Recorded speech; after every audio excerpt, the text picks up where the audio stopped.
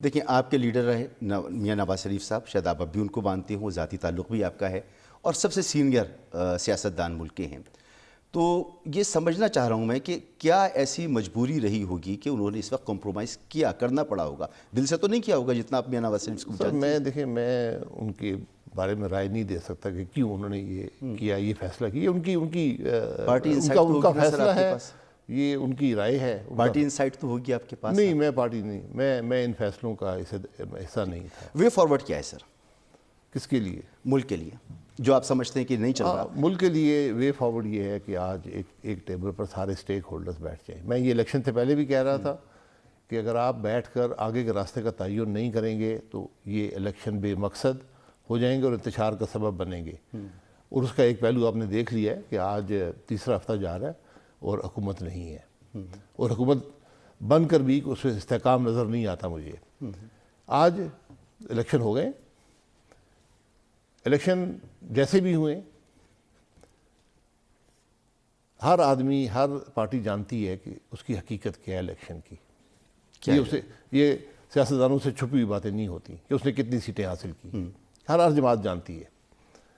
تو ان کو اپنی سیاسی حقیقت کا، عوام میں مقبولیت کا علم ہے.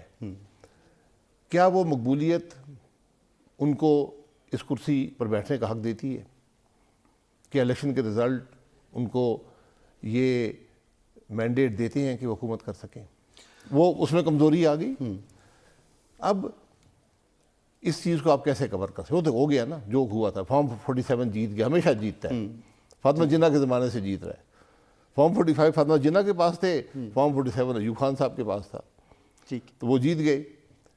اب آگے کی بات کر لیتے ہیں. ایک ٹیبل پر بیٹھ جائیں، آگے کے راستے کا تعین کریں. آپ نے ملک کیسے چلانا ہے، کیا کیا کرنا ہے. کیونکہ آج نہ صرف آپ نے ملک کے موجودہ حالات میں اس کو چلانا ہے، آپ نے اس کو بڑے سیریس ریفارمز کرنے ہیں، بہت سیریس، جو کوئی ایک جماعت نہیں کر سکتی.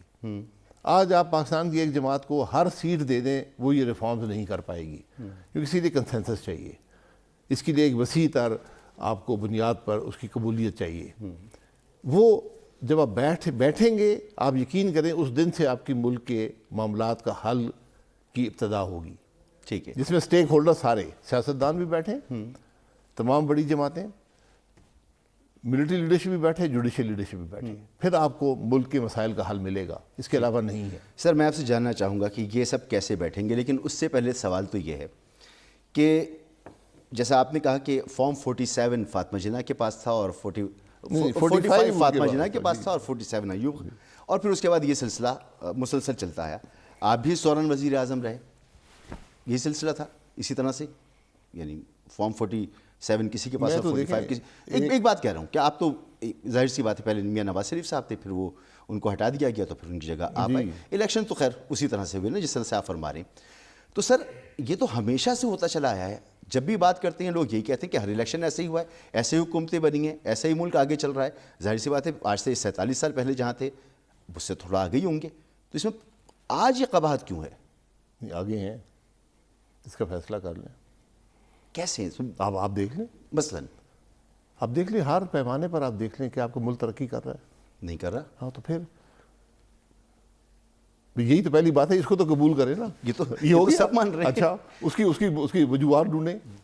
وہ تو کہہ رہے ہیں ہم ملک کی ترقی میں اپنا اہم کردار ادا کریں گے، پہلے بھی کرتے ہیں، اب بھی کریں گے. میں معذرت سے گزارش کروں گا کہ نہیں ہوا نا. پہلے کون سا کردار ادا کیا ہے؟ نہیں ہوا. آپ نے ترقی نہیں کی، اس بات کو قبول کریں. 2017 یہ ناکامی کی ایک داستان ہے. اب کیوں اس بات کو قبول نہیں کرتے؟ سر آج 2017 آپ اپنے ملک کی حالت دیکھ لیں. آپ مطلب اگر آپ کو اس بات کا بھی احساس نہیں ہے تو پھر میں آپ کی مدد نہیں کر سکتا.